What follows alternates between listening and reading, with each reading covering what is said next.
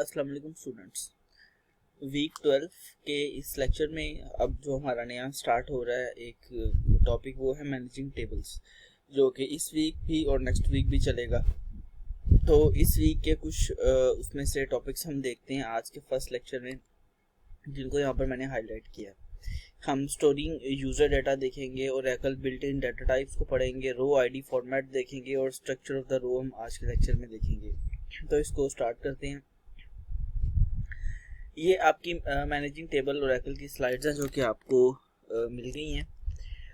Managing tables में हमें देखते हैं कि हमें इसमें देखना ये है कि हम टेबल्स को कैसे मैनेज करते हैं, क्योंकि हमने अभी तक जो चीज़ पढ़ी है वो रेगुलर टेबल्स में डाटा स्टोर करना या कुछ उसकी इंटरनल इंफॉर्मेशन देखी है, लेकिन मुकम्मल तौर पे कैसे हम टेबल्स को देखते हैं, मैनेज करते हैं, वो हम इस स्लाइड में देखेंगे।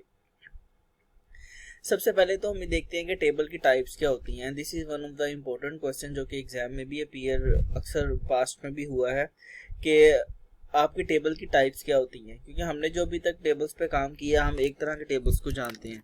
तो यूज़र डाटा को स्टोर करने के लिए हमारे पास चार तरह की चीज़ें होती हैं, चार तरह की टेबल टाइप्स होती हैं।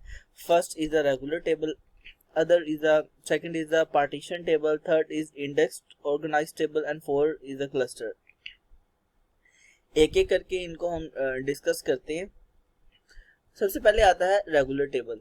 तो जो आपका रेगुलर टेबल होता है ये उसी तरह का ही टेबल होता है जो हमने अभी तक अपने डेटाबेस में काम करते हुए टेबल्स को देखे हैं, जो कि हमारे पास अगर हमने कोई भी एम्प्लॉय का डाटा स्टोर करना है तो उसके लिए हमारे पास एम्प्लॉय का एक टेबल है और उस टेबल में रोज हैं और कॉलम है, और जितना भी उस टेबल का डाटा है, जितना भी डाटा है एम्प्लॉयज़ का, वो सारा उसी रोज और कॉलम एक ही टेबल में स्टोर होता है। तो वो टेबल जो कि हम अभी तक रेगुलर यूज़ करते हुए आए हैं, जिसमें एक टेबल होता है जिसमें रोज होती हैं, कॉलम्स होते हैं और हम सारा डाटा उसके अंदर ही स्टोर करते हैं, इसको हम बोलते हैं रेगुलर टेबल। फिर आता है पार्टीशन टेबल। पार्टीशन टेबल में ऐसे होता है, जैसे कि आप इसकी इमेज में भी देख सकते हैं कि एक टेबल को ही, जैसे कि ये एक टेबल था, एक टेबल को ही उसने उसके पार्ट्स बनाए हुए हैं, तो इसके नाम से भी शो होता है कि समथिंग विच इज पार्टीशन्ड। तो इसमें हम अपने एक टेबल को ही पार्टीशन कर देते हैं, यानी कि एक टेबल की ही पार्टीशन कर देते हैं कि अगर मुझे एम्प्लॉयज़ का डाटा स्टोर करना है अपने टेबल में, तो मैं अपने एम्प्लॉयज़ का डाटा एक टेबल में स्टोर करते साथ ही उसको उसके पार्ट्स बना देता हूँ, उसकी पार्टीशनिंग कर देता हूँ कि, और ये एक ही टेबल के जब हम तोड़ते हैं तो इसको हम पार्टीशन टेबल कहते हैं। और इसमें हम ये काम कर सकते हैं कि जो पार्टीशंस क्रिएट होती हैं, जो कि टेबल की पार्टीशंस बनती हैं, इन पार्टीशंस को हम मुख्तलिफ लोकेशंस पर स्टोर कर सकते हैं। यानी कि मुख्तलिफ लोकेशन का मतलब है कि हम एक जगह पर भी स्टोर कर सकते हैं और इसको डिफरेंट लोकेशंस पर भी स्टोर कर सकते हैं, और फिर हम इनको लिंक कर देते हैं। अब इसके आगे बात आती है कि जो हम टेबल को पार्टीशन करते हैं वो किस बेस पे करते हैं। सो ये हम पे डिपेंड होता है या हमारी रिक्वायरमेंट्स पे डिपेंड होता है कि हम इस टेबल को किस बेस पे तोड़ते हैं। फॉर एग्जांपल एम्प्लॉयज़ का टेबल है जिसमें आपके पास 4 सिटीज़ के एम्प्लॉयज़ का डाटा स्टोर है और उसमें एक कॉलम सिटी का भी है, और आप ये चाहते हैं कि आप हर सिटी की अलग पार्टीशन बनाने, एक सिटी ऐसे है जिसमें बहुत ज़्यादा डाटा है, एक सिटी ऐसी है जिसमें बहुत कम डाटा है, और जब आप सर्चिंग करते हैं तो जो कम डाटा वाला है वो बहुत नीचे है डाटा, और जब आपकी सर्चिंग को ढूंढना पड़ता है तो वो सारा ऊपर से वेस्ट करके नीचे आके उसको ढूंढता है जहाँ पर एक शहर जिसमें कम लोग हैं वहाँ से उसको वो मिलते हैं। सो ये कोई अच्छी अप्रोच नहीं होती डेटाबेस में, इसलिए अगर हम ये चाहते हैं कि सिटीज़ के बेस पर इनको अलग कर दें तो वो हम कर सकते हैं। हम टेबल को सिटी की बेस पर, एक कॉलम सिटी है, हम उस फिल्टर लगा के उसको सिटी की बेस पर भी 4 डिफरेंट सिटीज़ के 4 डिफरेंट पार्टीशन उसकी बना सकते हैं। ऐसे आप जो है किसी और चीज़ की बेस पर भी अपनी पार्टीशंस कर सकते हैं। तो अगर आप डाटा को इस तरह से ब्रेक करके स्टोर करते हैं तो इस जो टाइप होती है उसको हम पार्टीशन टेबल बोलते हैं। उसके बाद हमारे पास आती है index organised table. So index organised table जो होता है वो is like a heap table. वो हीप टेबल की तरह से होता है जिसमें जो प्राइमरी की इंडेक्स होता है ना, वो एक या एक से ज़्यादा कॉलम्स पर भी लगाया जा सकता है। तो इसलिए अगर हमें एक से ज़्यादा जो टेबल स्टोर करने हैं, उनको स्टोर करने के बजाय हम सारा का सारा काम जो होता है वो एक इंडेक्स ऑर्गेनाइज्ड टेबल की फॉर्म में कर लेते हैं। इसमें होता है ऐसे है कि आप के जो होते हैं वो इंडेक्स बन जाते हैं। एक आपका मेन टेबल होता है और उसके आगे भी इंडेक्स टेबल होते हैं, और प्राइमरी फॉर्म से आपने इनको लिंक किया होता है। तो इस तरह की जो अप्रोच होती है जिसमें हम इंडेक्स बना के स्टोर करते हैं टेबल्स का डेटा को, इसको इंडेक्स ऑर्गेनाइज टेबल कहते हैं। और इसमें एक चीज़ ये भी आती है कि आपको एक थ्रेशोल्ड रखना होता है। लाइक थ्रेशोल्ड आपको ये रखना होता है कि कहीं पे सेगमेंट्स का ओवरफ्लो ना हो जाए। तो उसके लिए आपके पास एक जो वेरिएबल होता है वो होता है PCT थ्रेशोल्ड। उसकी वैल्यू आपको ये बताती है कि इसका थ्रेशोल्ड कितना होता है। अच्छा, इंडेक्स ऑर्गेनाइज टेबल जो है ना, वो आपको, जैसे कि इंडेक्स हमने डेटाबेस में पढ़ा है कि जो इंडेक्स होते हैं वो हमारी सर्चिंग को फास्ट करते हैं और वो बड़े तरीके से हमें बड़ा फास्ट सर्च करके देते हैं। तो इंडेक्स ऑर्गेनाइज टेबल भी जो होते हैं ना, वो हमें इसी तरह से की बेस्ड फास्ट सर्चिंग करके देती हैं। लाइक हमें अगर नहीं लगता है कि हमारा अगर कोई कॉलम ऐसा है जिसकी बेस पर सर्चिंग ज़्यादा हो रही है, तो उस कॉलम के हम इंडेक्स बना लेते हैं और वहां से वो कॉलम का नंबर सर्च होता है और वो जहां पर भी उसका डाटा पड़ा होता है वो उस टेबल में जाके उस डाटा को फेच करके ले आता है। तो इस तरीके से इंडेक्स ऑर्गेनाइज टेबल जो होते हैं वो हमें बड़ा इजीली सर्च भी करके दे सकते हैं। उसके बाद हमारे पास आते हैं क्लस्टर टेबल। नाम से ही इसके शो हो रहा है कि ये कुछ क्लस्टर्स हैं। तो basically a cluster is made up of a table और ग्रुप ऑफ टेबल्स। एक टेबल या एक से ज्यादा टेबल्स का क्लस्टर होता है एक ही डाटा ब्लॉक से। अच्छा, ये चीज होती है इसमें एक ही डाटा ब्लॉक से एक या एक से ज्यादा टेबल्स को हम क्लस्टर बना के रख लेते हैं। अब क्लस्टर से होता यह है कि जब हम क्लस्टर बनाते हैं तो उससे जो हमारी रोज होती हैं वो आइडेंटिफाई करना आसान भी हो जाता है, क्योंकि उसको हम एक क्लस्टर्ड फॉर्म में स्टोर करते हैं। और जो क्लस्टर्ड हमारे पास टेबल होते हैं जिनको हमने क्लस्टर किया होता है, कि उन क्लस्टर टेबल में जो कॉलम्स होती हैं वो क्लस्टर कीज को रिस्पॉन्ड कर रहे होते हैं, वो क्लस्टर की को रेफर कर रहे होते हैं, शो कर रहे होते हैं। तो इस तरह से जब आप किसी जगह पर भी टेबल्स की क्लस्टरिंग करते हैं तो उस केस में आप एक से ज़्यादा टेबल्स ज्वाइन कर लेते हैं। अब इसमें कुछ इश्यूज आते हैं। इश्यूज ये आते हैं कि जब आप क्लस्टर बना लेते हैं और अगर आपको डाटा उस पूरे क्लस्टर में से सर्च करना है तो ऑफ कोर्स वो तो डाटा ज़्यादा हुआ होता है क्लस्टर में, तो वहाँ पे आपकी जो टेबल स्कैनिंग होती है वो थोड़ी सी स्लो हो जाती है, क्योंकि आपको उस की को पूरे क्लस्टर में से ढूंढना होता है। तो इस तरह से हम क्लस्टर फॉर्म में डाटा स्टोर अपना कर लेते हैं। उसके बाद हमारे पास आती हैं ओरेकल की बिल्ट इन डाटा टाइप्स। तो बेसिकली ओरेकल में दो तरह की डाटा टाइप्स होती हैं, एक यूजर डिफाइंड होती है जो कि हम क्रिएट कर सकते हैं और एक बिल्ट इन होती है जिनको हम अभी स्टडी करेंगे। बिल्ट इन डाटा टाइप्स में तीन टाइप्स होती हैं। एक स्केलर टाइप्स होती हैं जो कि हम नॉर्मली यूज कर रहे होते हैं, कलेक्शन टाइप्स होती हैं और रिलेशनशिप टाइप्स होती हैं। हम ज़्यादा डिस्कशन करेंगे अपनी स्केलर टाइप्स पे।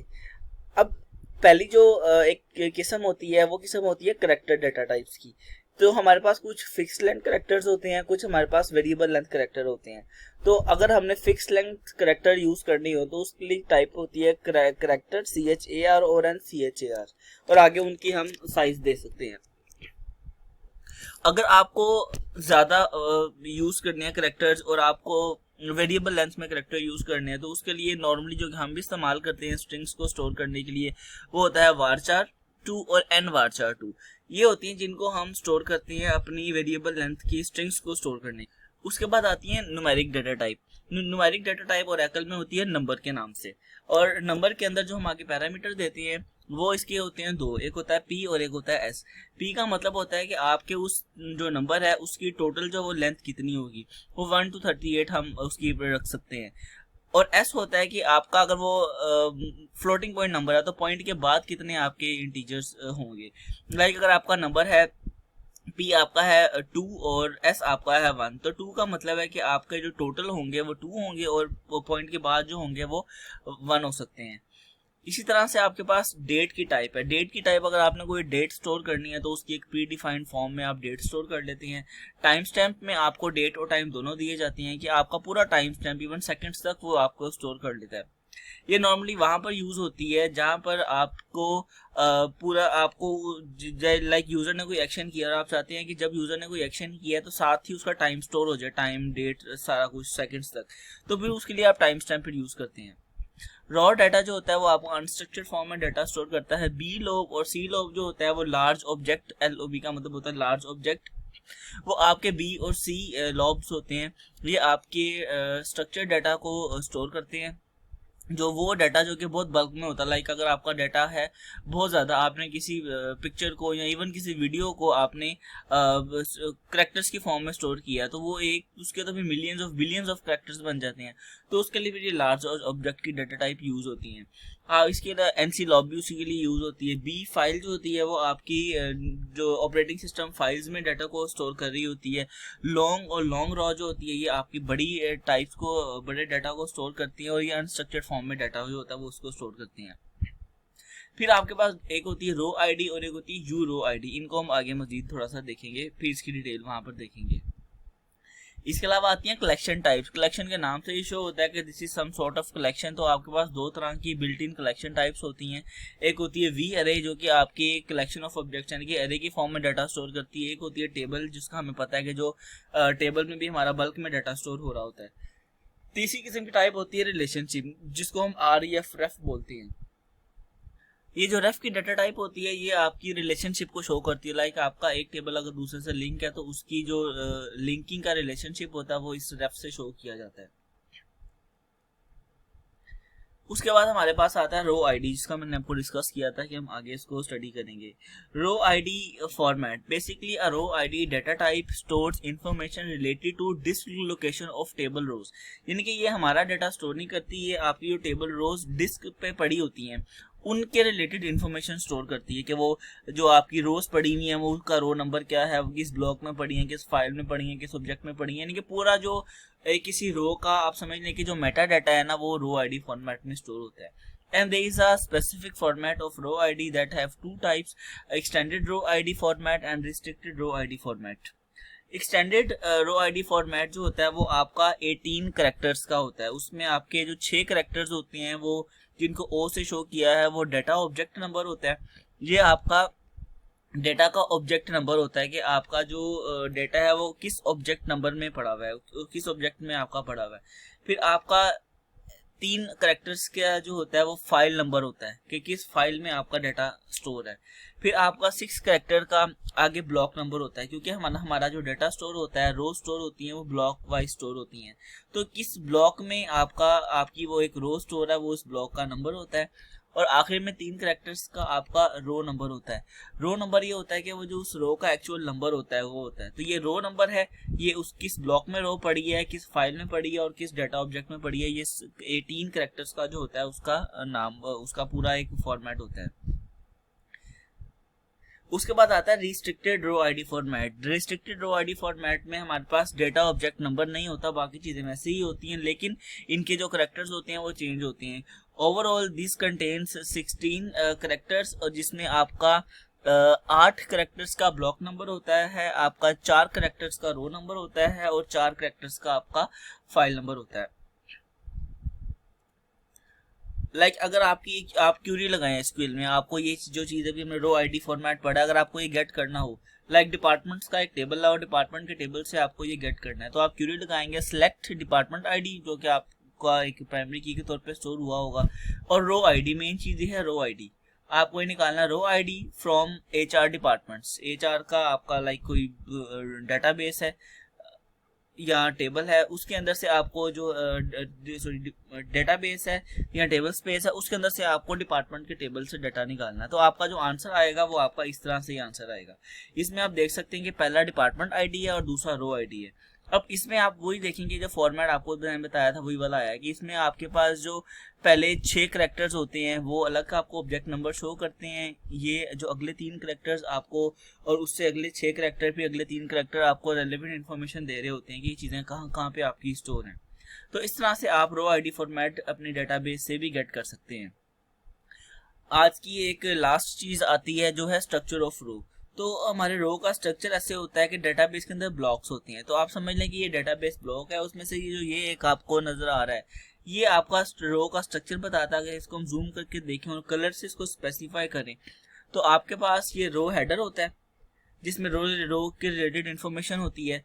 ये कॉलम की लेंथ होती है आपकी जितनी भी होती है और ये कॉलम की आपके पास वैल्यू होती है। तो ये आप इसी तरह से ये कॉलम की लेंथ और कॉलम की वैल्यू पर कैस्केडिंगली आगे चलती रहती हैं। लेकिन आपके इस रो हेडर होता है, इस रो हेडर के अंदर रो रिलेटेड सारी इन्फॉर्मेशन आपके पास स्टोर होती हैं।